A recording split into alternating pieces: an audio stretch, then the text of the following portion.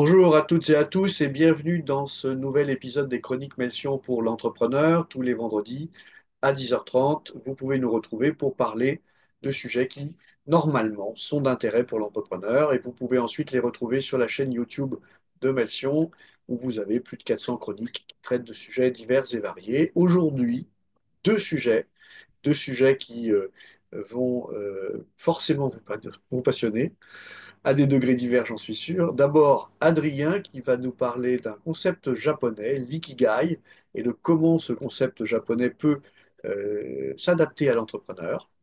Et puis tout à l'heure, après sa chronique, je vous parlerai de la crise de trésorerie et des premiers réflexes à avoir lorsqu'on a une crise de trésorerie, ce qui arrive à tous les entrepreneurs et quelle que soit la taille de leur entreprise.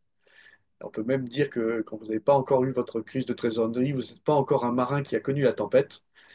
Et donc, c'est que ça vous arrivera bientôt.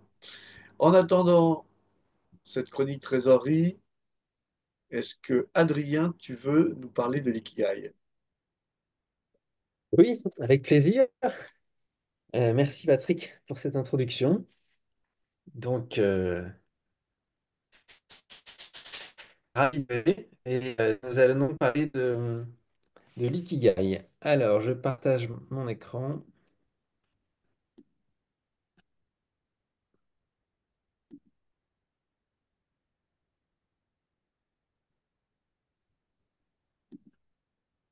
C'est bon?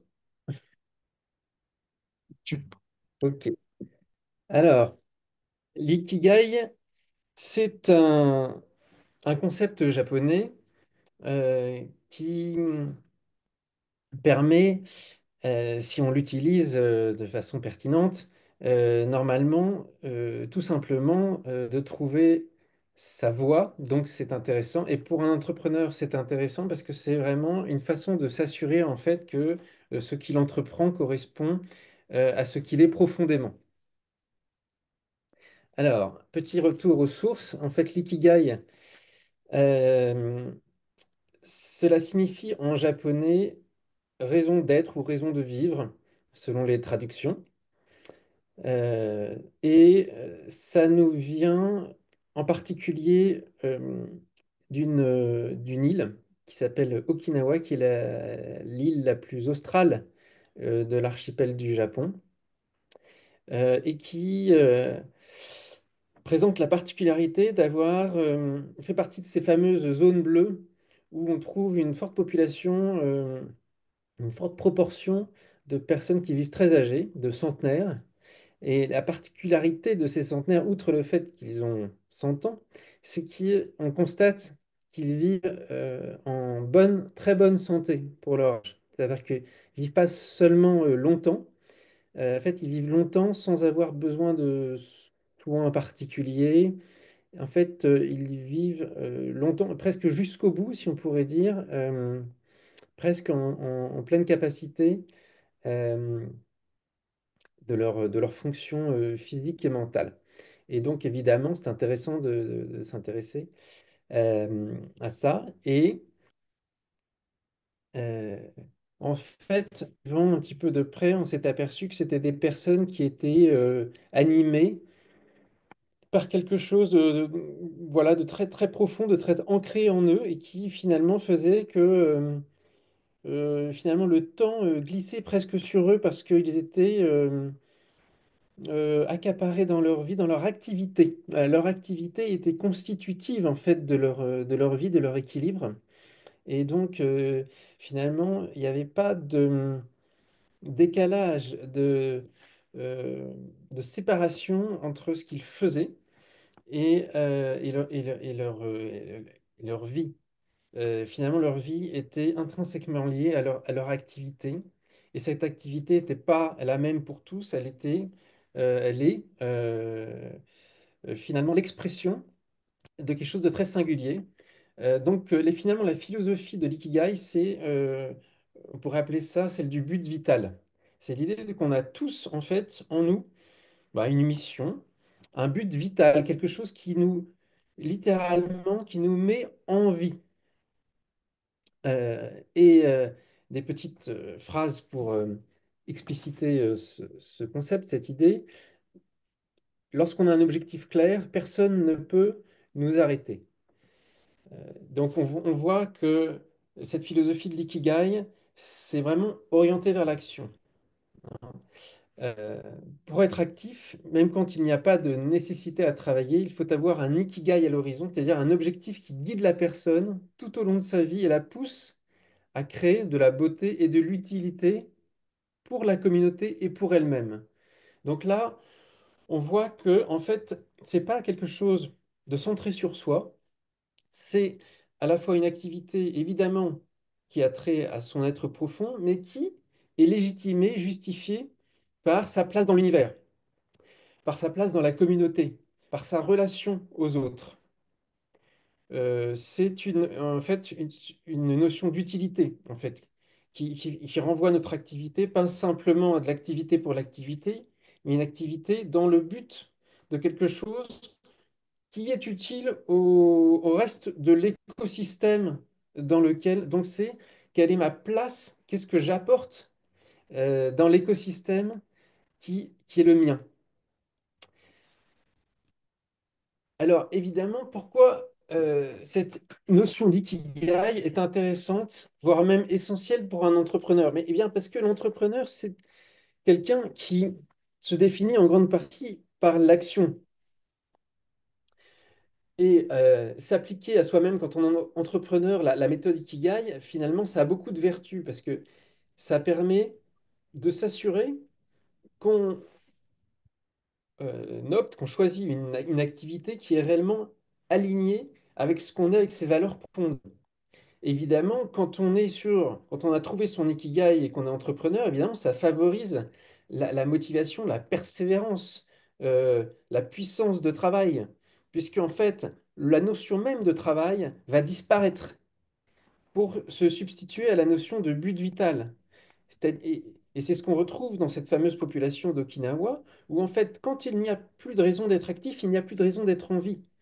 Mais c'est pas une aliénation par le travail, c'est le contraire.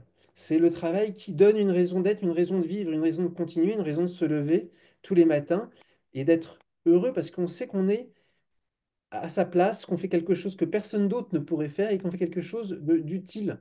Reste.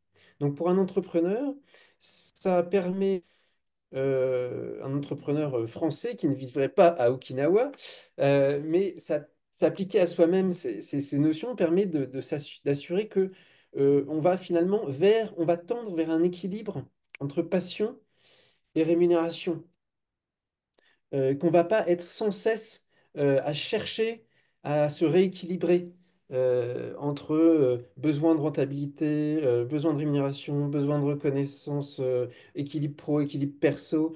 L'ikigai permet de combiner, puisque ça fait partie de la notion même de... Il ne pourrait pas y avoir d'ikigai s'il n'y avait pas un équilibre personnel et professionnel.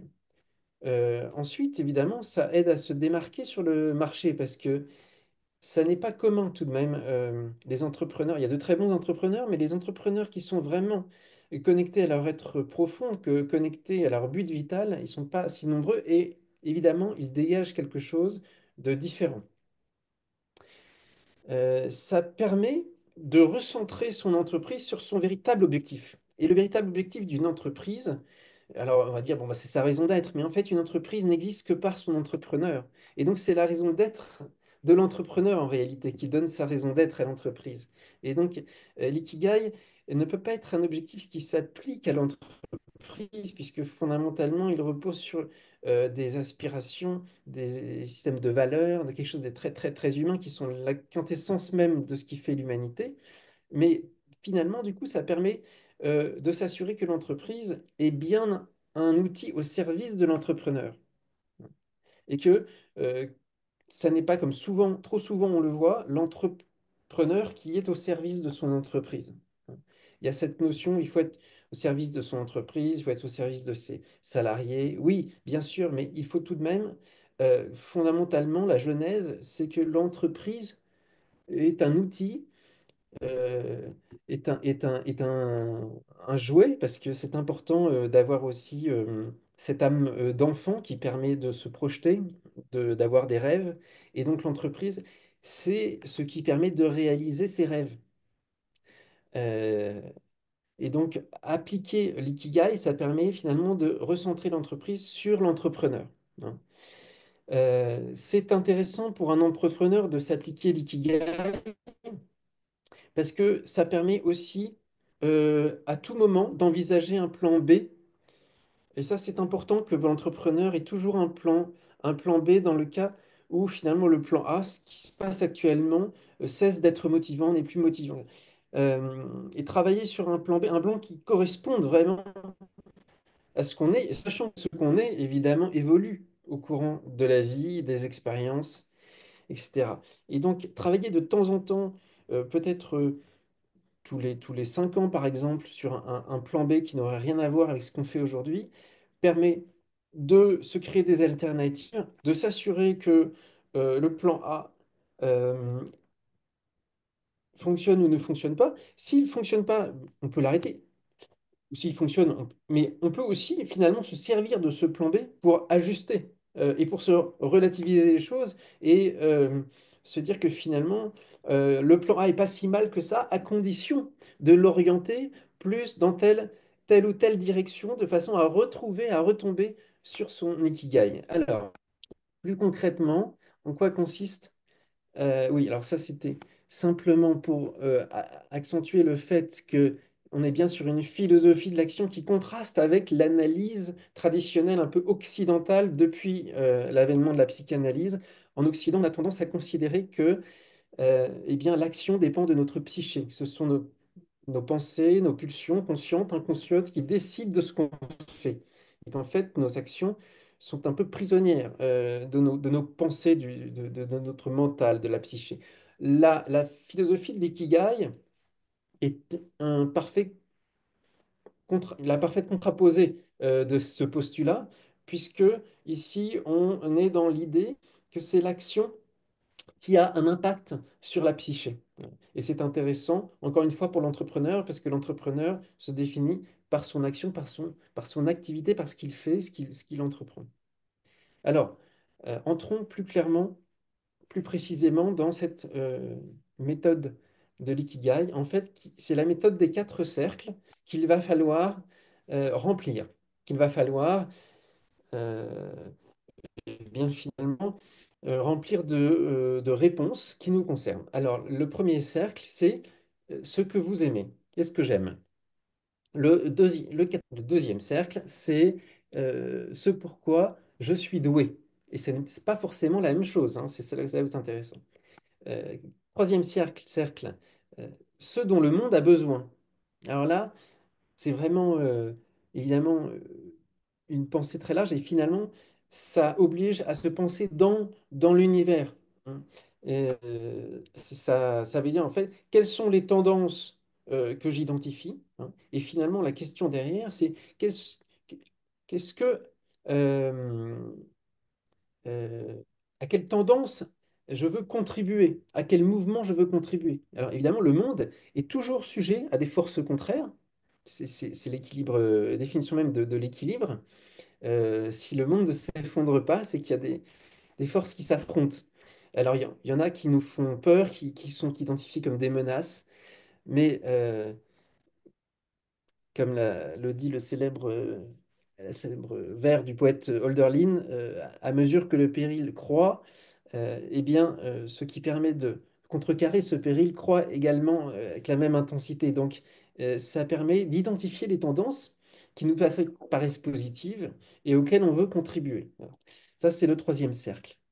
Et le quatrième cercle, c'est, et c'est important, c'est ce pourquoi on peut être payé. Donc, on va lister toutes les raisons pour lesquelles on pourrait, dans la vie, être payé, être rémunéré. Et ensuite, on va croiser ces différents cercles. C'est là où ça va devenir très intéressant. On va croiser le cercle de nos passions, de ce qu'on aime, de ce qui nous anime, de ce qu'on adore faire ou lire, ou de ce qu'on adore apprendre ou vivre comme expérience avec le cercle, par exemple, de ce dont le monde a besoin. Et là, on va tomber sur une intersection. Et cette intersection, eh bien, on va finalement s'apercevoir que ça pourrait s'apparenter à une sorte de mission. Si on prend le cercle de ce pourquoi je suis doué, c'est-à-dire mes compétences, mes talents, euh, ce pourquoi on me complimente dans la vie en général, pas seulement au travail, mais également dans la vie personnelle, toutes ces petites choses qui font que vous êtes reconnu comme ayant tel talent particulier. Bon, si on le croise avec euh, ce pourquoi vous êtes payé, par exemple, et bien là, évidemment, c'est l'intersection la plus banale, je dirais, et ça aboutit au métier, à la profession. Voilà.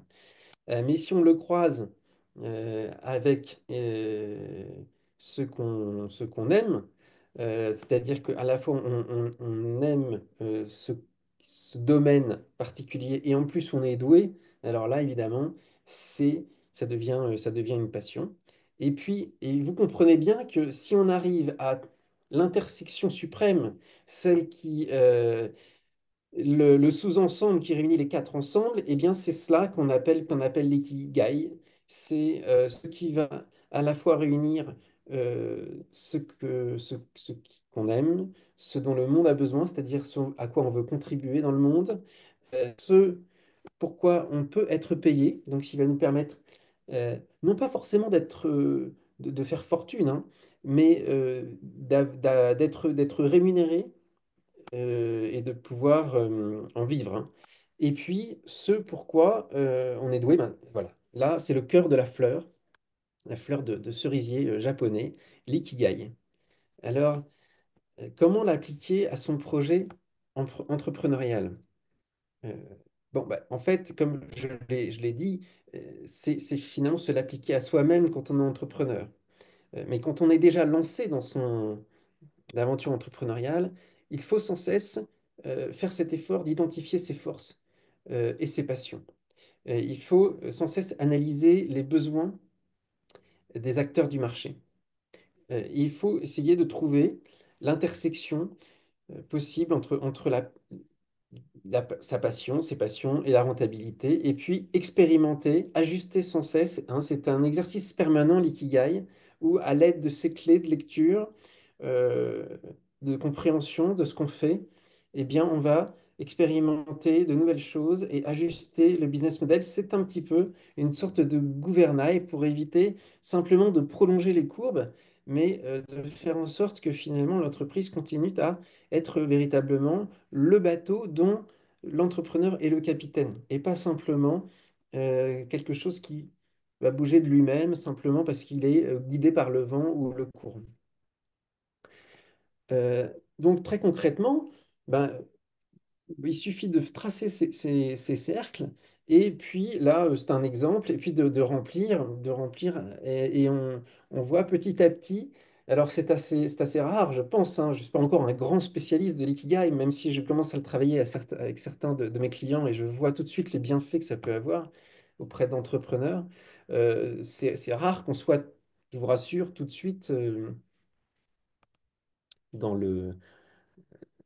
dans le rouge, dans le cœur de, dans le mille. Mais c'est un exercice intéressant.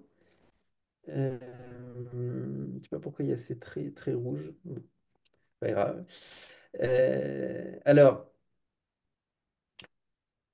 des exemples concrets d'entrepreneurs alignés avec son ikigai. Ça peut être par exemple eh bien, quelqu'un qui est passionné de cuisine et qui va créer un service de traiteur éco-responsable qui va répondre aux besoins d'une clientèle soucieuse de l'environnement.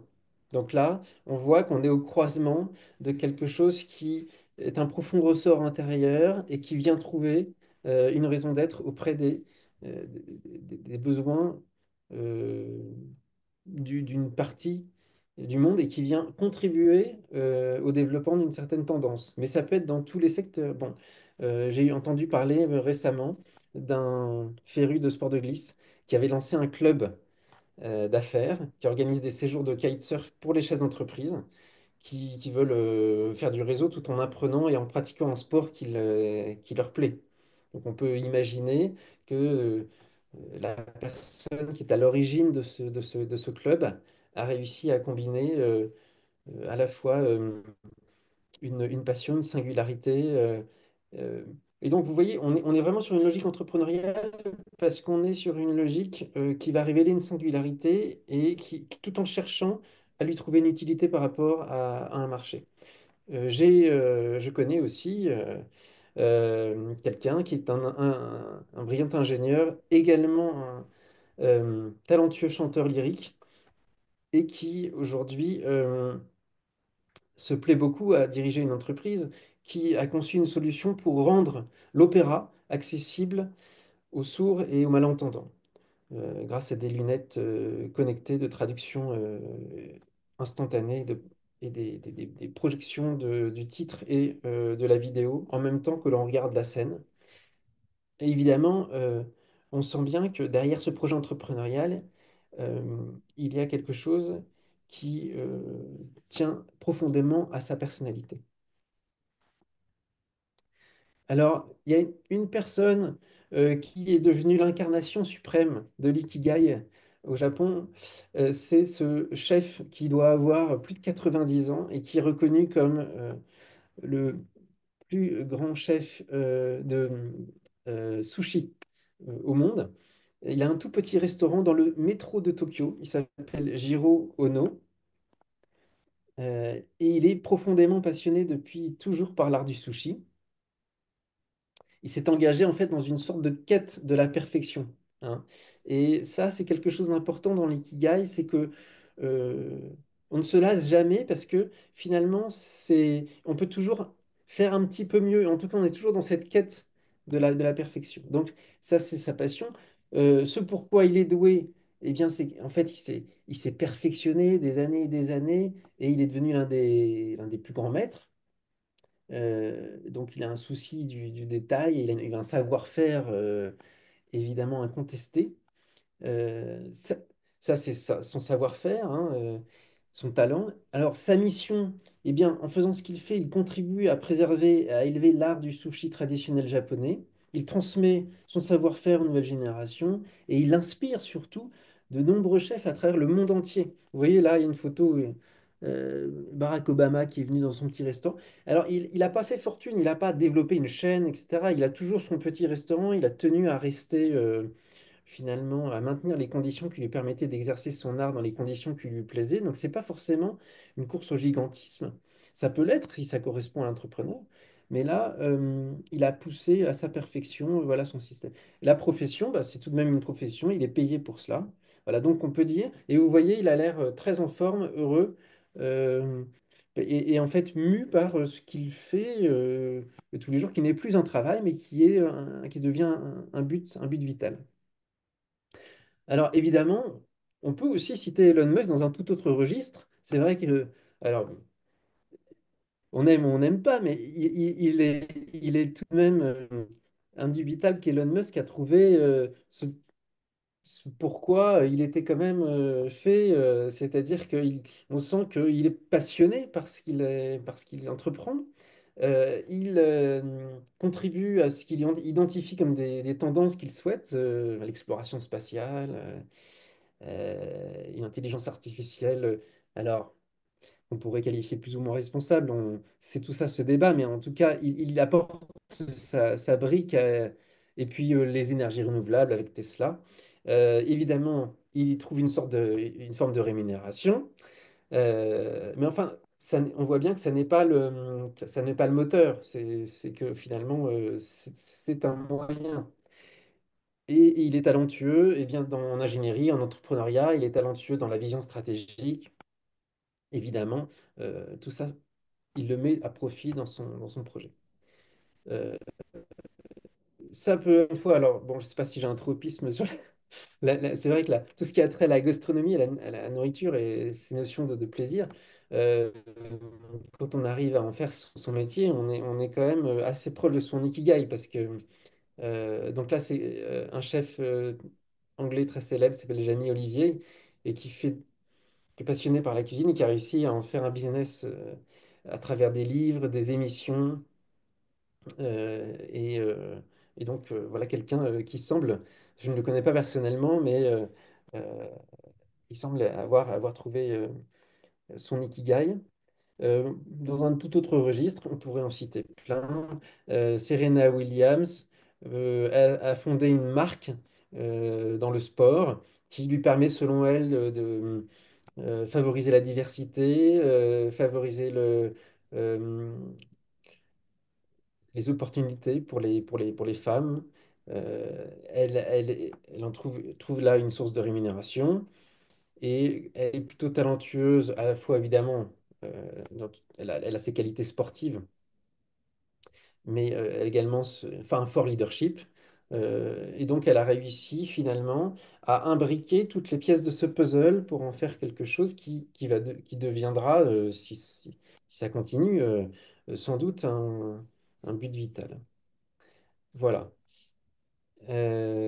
Alors, les out- pour conclure, je dirais que il faut évidemment se renseigner. Je conseille ce livre que je trouve très bien fait, qui s'appelle Ikigai, fait par deux Espagnols ont vécu au Japon et qui, au-delà simplement d'une application un peu bête et méchante, se sont vraiment intéressés à l'essence même et à l'origine de ce concept.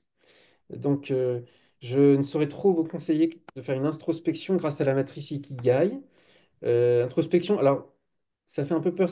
C'est vraiment une philosophie de l'action. Donc, c'est pas vraiment se regarder le nombril, c'est plutôt se faire une sorte de projection mentale grâce à l'action. Alors, mon conseil, c'est de ne pas le faire seul, d'être accompagné par quelqu'un qui vous connaît bien, mais pas forcément quelqu'un de trop proche. Idéalement, si vous en avez un conseiller de confiance, Melchior est la personne idéale pour vous accompagner à faire cet exercice si vous êtes un entrepreneur. Euh, donc, n'hésitez pas à solliciter Melchior si cette notion vous intéresse. Il faut, comme je l'ai dit, interroger régulièrement ses profondes et ses vraies motivations qui évoluent aussi dans la vie. Et ça, on peut difficilement le faire seul, d'où l'utilité d'être accompagné par quelqu'un qui vous suit depuis longtemps, en qui vous avez confiance. Et puis ensuite, c'est encore une fois une philosophie de l'action. Et donc, il faut expérimenter et sans cesse affiner pour atteindre le cœur de la fleur. Voilà, je vous remercie de m'avoir écouté. Et puis peut-être que chacun peut finalement dire ce que ça lui évoque et où il en est, peut-être dans son propre ikigai. Merci Adrien. Tu peux peut-être arrêter de partager ton écran, on se verra mieux et en plus grand. Eh bien, merci, bravo pour cette jolie chronique qui interroge finalement la raison d'être de chacun et l'idée de se placer à l'endroit comme ça, au centre de toutes ses envies et de toutes ses contraintes. Et tu faisais cette remarque que j'ai trouvée passionnante il y a quelques jours en préparant cette chronique. Tu disais, ça rappelle un peu les principes de l'effectuation. Et ça peut donner des clés finalement pour transformer, une fois qu'on est dans son ikigai, pour transformer son entreprise pragmatiquement dans une direction qu'on a envie de suivre. Parce qu'il y a peut-être Ouais, matière à une nouvelle chronique un jour là-dessus sur ikigai et ouais, ouais, non, je pense effectuation. que c'est très lié. Puisque l'effectuation consiste fondamentalement à partir de ce qu'on est, à partir de soi pour changer le monde. Et donc, c'est l'expression de cette singularité et de la recherche, de l'effort de chercher une correspondance entre ce qui fait sa singularité et ce dont le monde a besoin. Donc, on est dans deux approches qui sont très complémentaires, qui peuvent vraiment permettre d'avoir une action tout à fait cohérente quand on est entrepreneur. Ça mériterait de faire une chronique sur justement l'intersection entre l'ikigai. Finalement, l'ikigai serait le cœur du réacteur et ensuite l'effectuation, les modalités d'action. Nous attendons avec impatience d'ici quelques mois la chronique qui reliera deux grands principes que Melchion adore au service des entrepreneurs. L'effectuation, bien sûr, très connue, on parle souvent. Et puis finalement, l'ikigai, merci. Est-ce qu'il y a des questions parmi les membres de cette noble assistance sur l'ikigai? Est-ce que quelqu'un a trouvé son ikigai? Bon, alors, on passe à la deuxième chronique. Alors, changement radical d'ambiance. Là, avec Adrien, on était dans le bonheur du futur et d'imaginer son avenir. Et là, on va se retrouver dans un moment particulier que les entrepreneurs connaissent bien, qui est la crise de trésorerie. Alors, on va voir à l'intérieur de la crise de trésorerie, il y a beaucoup de choses à dire, mais on va voir les premiers réflexes à avoir quand, en tant qu'entrepreneur, ça vous arrive. Et bien sûr, comme toujours dans ces chroniques, on va faire que effleurer la surface. Eh bien, on en reparlera bien sûr plus si nécessaire. Donc, d'abord, premier réflexe, évidemment, la trésorerie, c'est comparable au sang pour le corps d'un être humain. Donc, quand il n'y avait plus de trésorerie, eh bien, il y a un risque mortel pour l'entreprise. Et donc, on va avoir besoin, finalement, de rétablir la circulation du cash à l'intérieur de l'entreprise. Et vous allez voir que tout au long de cette chronique, on va se référer à des logiques médicales. Parce que ça permet de bien expliquer, à mon avis, le parallèle des mindsets et des actions à prendre. D'abord, on va rechercher ensemble les causes de la crise de trésorerie. La crise de trésorerie, elle ne se produit pas par hasard, elle se produit pour un certain nombre de raisons. En gros, il y en a cinq. On va les regarder ensemble. Dans cette chronique, on apprendra aussi pourquoi il faut faire face rapidement. Après tout, pourquoi est-ce qu'on ne peut pas tranquillement considérer ça comme quelque chose dans lequel il y a pas d'urgence. Ben, si, il y a urgence, donc on verra.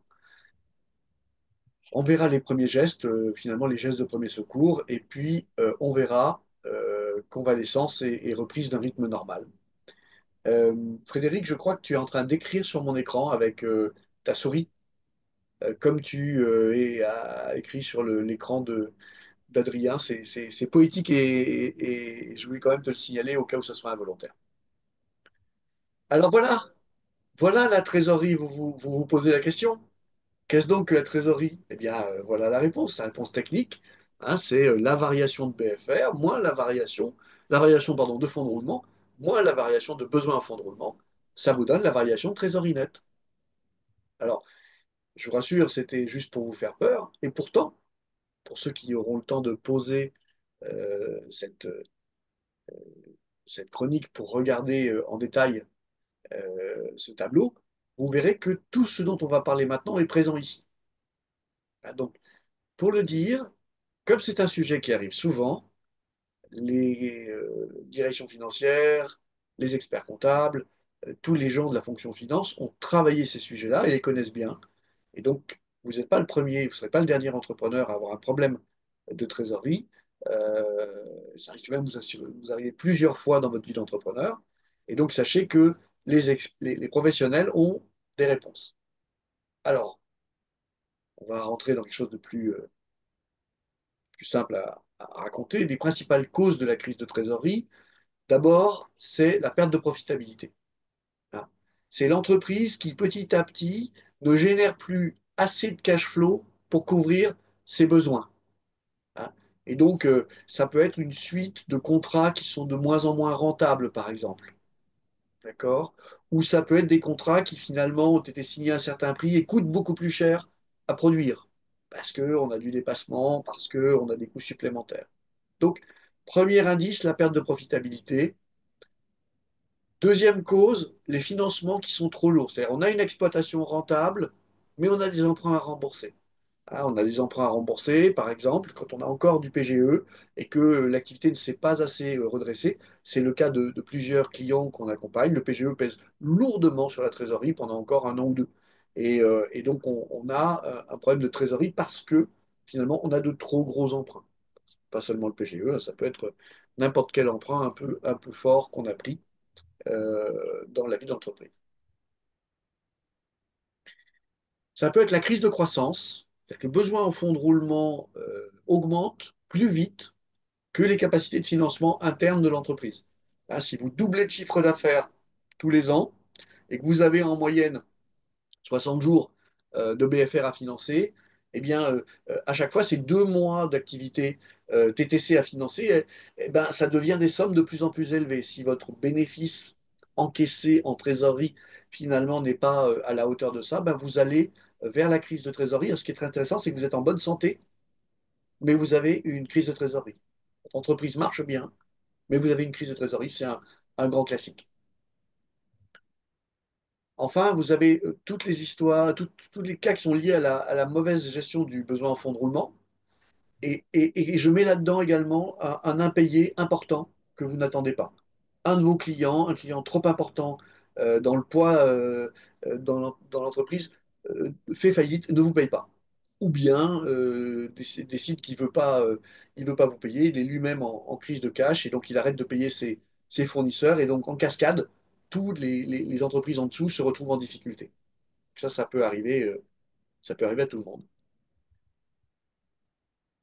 Et enfin, vous avez un cas qui est un petit peu double, la réduction brutale d'activité. Alors, normalement, la réduction brutale d'activité, elle va d'abord vous redonner un petit peu de trésorerie, hein. Mais surtout, si vous n'ajustez pas le niveau de vos charges au nouveau finalement niveau de business de l'entreprise, et bien évidemment, juste après, vous allez être en crise de trésorerie. Donc d'abord, ça va mieux, puis après, ça va beaucoup moins bien. C'est du bon sens. Si vous avez, et c'est pas forcément facile à faire, hein, mais si vous avez une entreprise qui perd 40% de son volume d'activité et qui reste au même niveau de dépenses, il est peu probable qu'elle n'ait pas une crise de trésorerie. Donc vous voyez, les 5 cas sont très différents les uns des autres.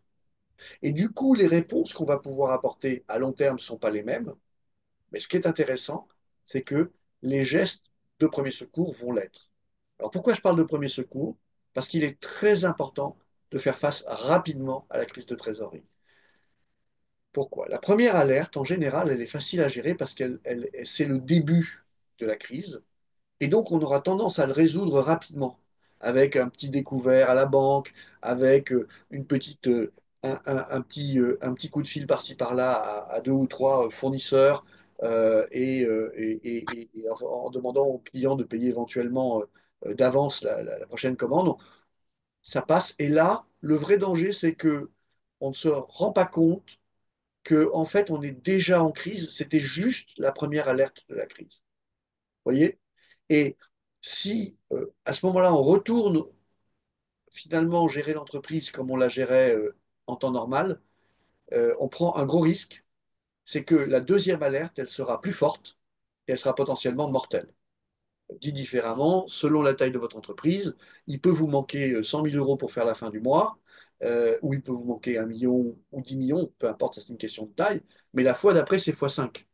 Donc le mois d'après, si vous n'avez pas compris, c'est 500 000 euros, c'est 5 millions ou c'est 50 millions qui vous manquent. Et là, les réponses ne sont pas les mêmes. Peut-être même il n'y a pas de réponse. Donc, dès la première alerte, on se considère en crise et on va faire en sorte de gérer à la fois le court terme et le moyen terme. Je vais vous expliquer comment euh, juste après. Et puis enfin, bien sûr, plus on réagit tard et moins on a d'options. C'est-à-dire qu'il y a une valeur temps importante qui va euh, être à l'œuvre. Et donc, c'est une autre raison pour laquelle il faut faire face rapidement. C'est que certaines solutions vont demander des semaines, voire des mois pour être mises en place. Plus tôt on les démarre, plus tôt on a les résultats. En fait, pour le dire simplement, quand la crise survient, le problème de fond devra être adressé parce qu'il y a un problème de fond. Mais il y a aussi des décisions rapides à prendre. Et en tant qu'entrepreneur, vous devez gérer simultanément les deux. D'abord les gestes de premier secours et juste après, vous devez gérer le retour à un système finalement efficient. Alors, les gestes de premier secours. Donc, très simple, euh, on fait le point sur les soldes bancaires et les entrées attendues jour par jour. Tableau Excel, lundi, mardi, mercredi, jeudi, vendredi, combien on va rentrer, d'où on part et combien on va rentrer. D'accord? Donc, c'est la première idée, la première chose, se donner une idée des flux entrants. Deuxième réflexe, on fait rentrer le cash qui est dehors. Tous les gens qui ont du retard, toutes les factures qui devraient être payées déjà depuis quelques jours ou quelques semaines et qui ne le sont pas. Donc on appelle finalement tout le cash qui est à l'extérieur et on essaye de le faire rentrer le plus vite possible dans l'entreprise. Hein. Donc ça peut être éventuellement un dépôt de garantie qu'on a oublié de réclamer, par exemple. On peut appeler son facteur si on a un facteur et lui demander si éventuellement il n'y a pas un dépôt de garantie libre qui peut nous rembourser. Mais ça peut être aussi finalement qu'on n'a pas fait le point des factures impayées depuis longtemps. Donc là, c'est l'urgence. On balaye la balance âgée et on regarde tout ce qui est en retard et tout ce qu'on peut faire rentrer tout de suite. Alors la suivante est plus compliquée. On stoppe toutes les dépenses quand c'est possible. Alors, momentanément. Ça veut juste dire là, on est aussi en question de jours. On raisonne à une semaine, 2 semaines. Qu'est-ce qu'on a à payer? De la même manière qu'on a regardé tout ce qu'on avait à recevoir, qu'est-ce qu'on a à payer? Et on arrête de payer. Alors, on ne peut pas tout arrêter de payer. Il y a des choses qui sont en prélèvement, il y a des choses qu'on doit absolument faire, mais on se pose la question à chaque paiement. Est-ce que je peux le décaler de quelques jours? Est-ce que je peux ne pas le faire et le reporter de 2 semaines, d'un mois, éventuellement? À ce moment-là, il faut aussi, juste après, assembler une équipe pour rechercher les causes de la crise de trésorerie, d'accord?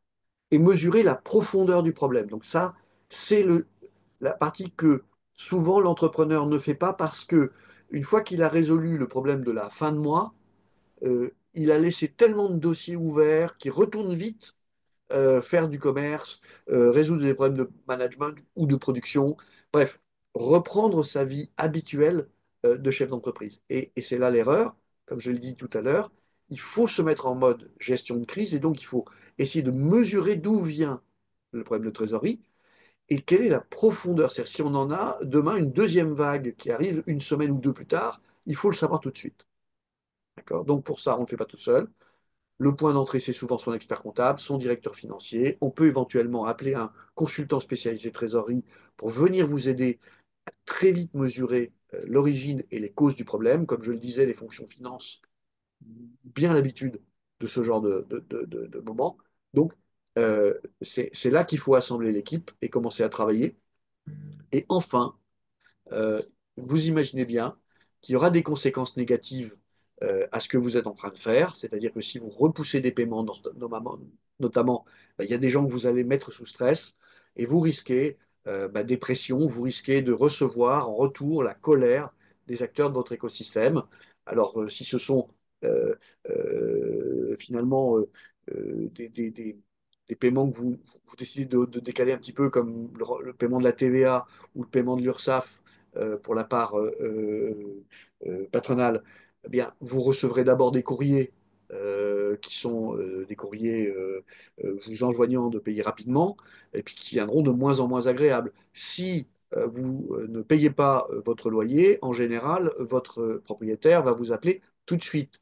Si vous n'êtes pas en mesure de faire face à vos remboursements de prêts, eh ben, c'est votre banquier qui va déclencher à ce moment-là finalement une inquiétude forte qui va avoir tendance à vous mettre sous pression. Il faut s'y préparer. La crise de cash génère, et c'est bien normal, de la peur chez tout le monde, chez vous aussi d'ailleurs, mais c'est vers vous qu'elle va être dirigée. Donc, vous avez des réponses techniques et puis vous avez des réponses émotionnelles à apporter à ça. Alors après, bah, faut revenir à un rythme normal. Hein. Une fois la crise passée, hein, il faut bien retourner finalement à un mode de fonctionnement harmonieux. Donc comment on fait? Ben, c'est assez simple. Hein, selon l'origine du problème, les solutions de long terme seront différentes. Et donc, si c'est un problème que vous avez pris des contrats pas assez rentables, ben, va falloir arrêter ou les rendre rentables. Ça veut vouloir dire peut-être faire un ajustement du nombre de collaborateurs ou des outils de production ou de la façon dont on travaille. Si c'est une crise de croissance, eh ben, il faudra peut-être facturer des acomptes et ne travailler qu'avec les clients, par exemple, qui seront d'accord pour payer les acomptes. Donc, sélectionner les projets et ne plus tout accepter, ralentir quelque part sa croissance, tout en augmentant euh, le cash flow de l'entreprise, hein, avec en ayant un BFR moins important, en faisant payer les gens d'avance. Et donc là, vous avez plein de solutions qu'on pourra discuter si vous avez passé la crise. Évidemment, ça ne marche que si vous avez survécu. Mais c'est également l'occasion de repenser votre modèle économique en profondeur. Et pour ça, nous, chez Mession, on aime bien la théorie des contraintes, hein. Donc on aime bien la TOC parce que la TOC va permettre de chercher des pistes pour que le cash flow soit abondant, sans beaucoup plus d'efforts. Alors je sais, ça peut paraître magique, mais pour tous ceux qui ont appliqué la théorie des contraintes à leur business, eh bien, on voit ce genre d'impact et on voit ce genre d'effet. Alors, dans les 400 chroniques mentions sur la chaîne YouTube, il y en a deux que je vous recommande. C'est un hasard de calendrier, mais peut-être qu'il y a eu une crise de cash il y a 4 ans, hein. Il y a deux chroniques qui datent à peu près de la même période. Du cash à gogo, hein, de Joël-Henri Grossard. Donc ça, c'est une méthode pour appliquer la théorie des contraintes à la gestion de la trésorerie, la génération de la trésorerie. Donc ça repense le business model. C'est ce dont je vous parlais. Et donc, on mettra en commentaire de la chronique sur YouTube, on mettra le lien vers le PDF, mais vous avez déjà cette chronique qui est plein de bonnes ressources. Et puis une chronique de Jean-Christophe, notre associé Jean-Christophe Ordonneau, Fonds propres et croissance. Et alors c'est intéressant parce que dans cette chronique, il montre justement que le besoin de financement lié à la croissance, euh, souvent on va essayer de le traiter par une question de fonds propres, mais qu'il y a plein d'autres méthodes en réalité.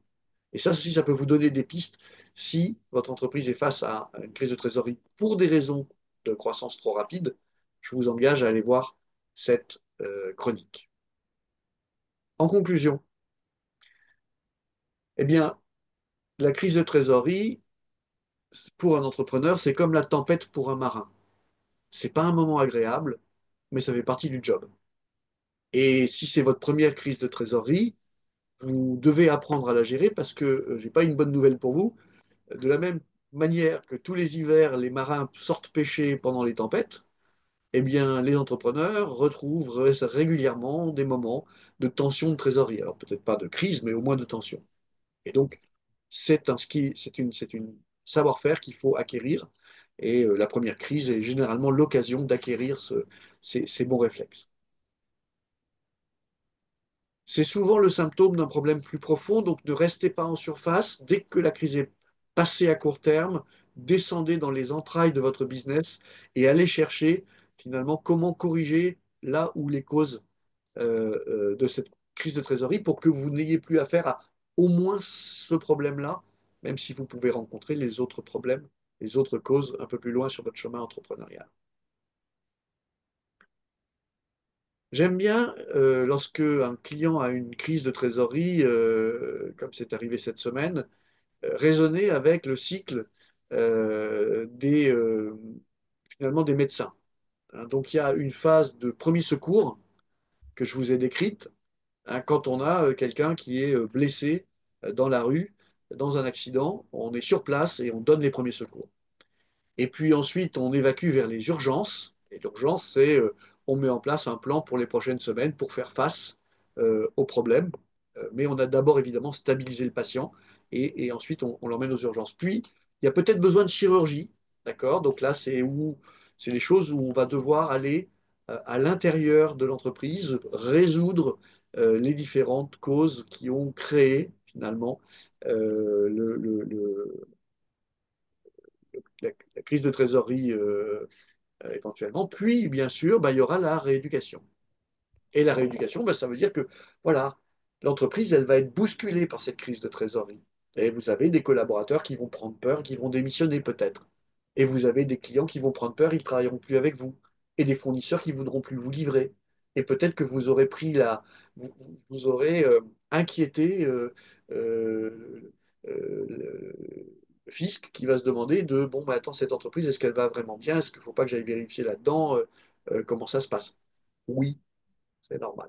Et puis, en mettant en place les différents outils, là encore, classiques, connus, bien balisés, vous allez ressortir de là plus fort, avec une entreprise finalement en bonne santé. Donc, juste le dernier mot, c'est qu'il ne faut pas prendre le problème à l'envers. La solution de long terme, elle ne résoudra pas la crise à court terme. Elle empêchera la crise de se reproduire. Et donc, je vous invite vraiment à raisonner comme un urgentiste, à raisonner comme un SAMU. Quand la crise de cash arrive, eh bien, vous agissez séance tenante. Vous ne prenez pas le temps de vous poser 50 millions de questions parce qu'il faut d'abord passer les prochains jours et les prochaines semaines avant de reconstruire le système à plus long terme.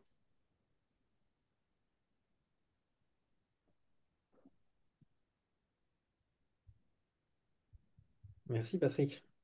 Ben, merci à vous.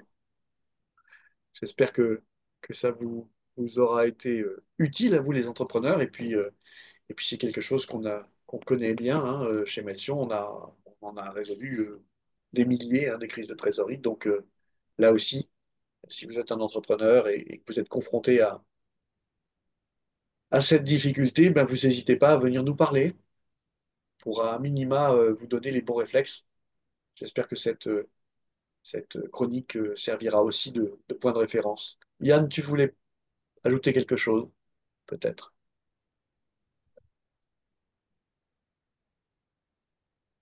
Il faut que tu réactives le son. Ouais. Voilà, voilà. Oui, merci Patrick pour cet éclairage. C'est effectivement un sujet que l'on traite régulièrement avec nos clients. Quels pourraient être les signes précurseurs d'une crise de trésorerie? À quel moment on pourrait se dire, tiens, tiens, il y a peut-être quelque chose à approfondir. Tu poses une bonne question. Dans mon expérience, pour parler pour mon expérience, l'entrepreneur ne veut pas se mettre en mode urgence parce qu'il y a déjà tellement d'autres urgences.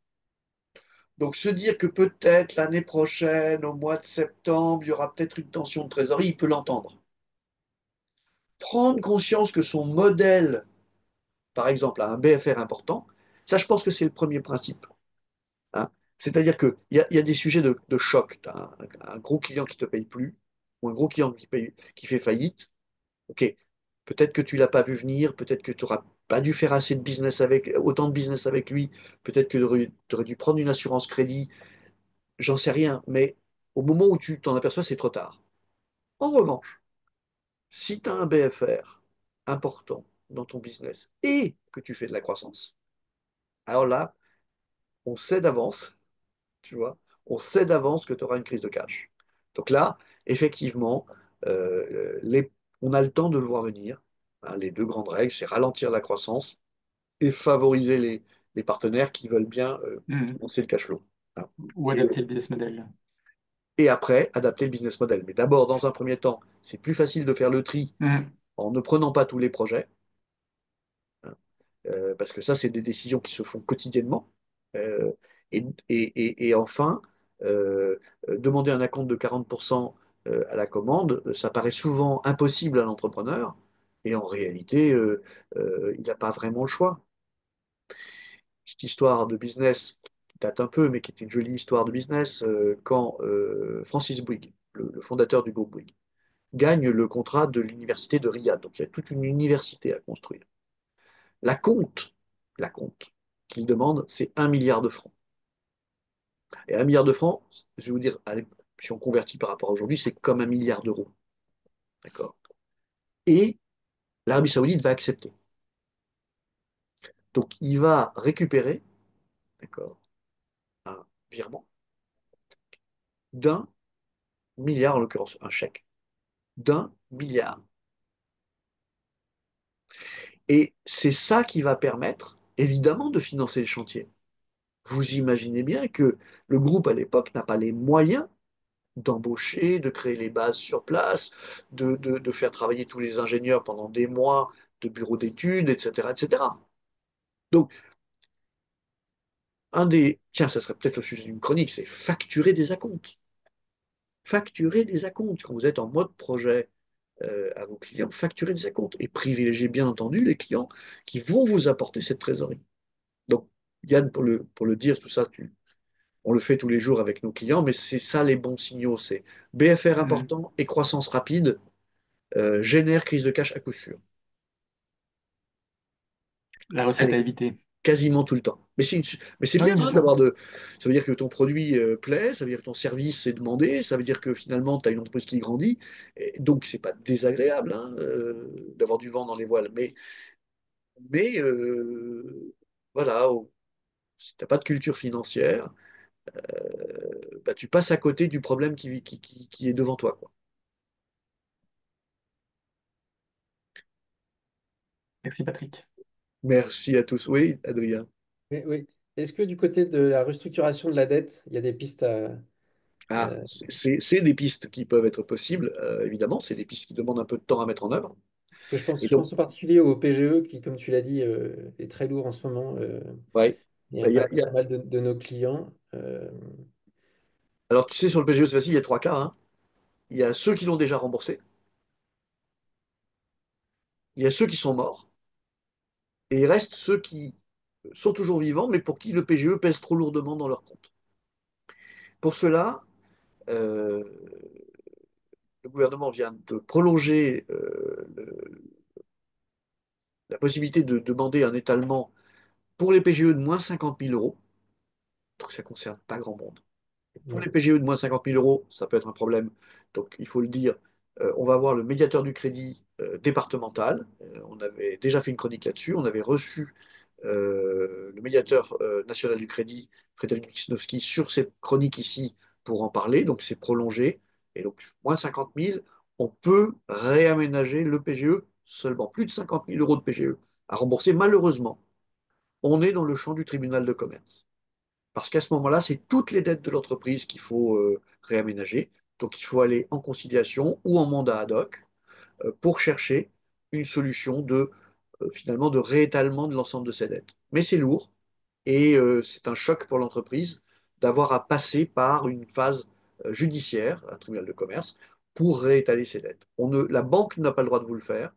Elle ne peut pas vous rallonger votre PGE. Ce qu'elle peut faire éventuellement, et on a quelques clients qui, grâce à notre aide, sont en train de faire ça, c'est vous accorder un nouveau crédit, par exemple sur 3 à 5 ans, qui va finalement lisser la charge de remboursement. Rentrer du cash maintenant, qui va permettre de payer finalement la somme qui reste à rembourser de PGE sur 5 ans.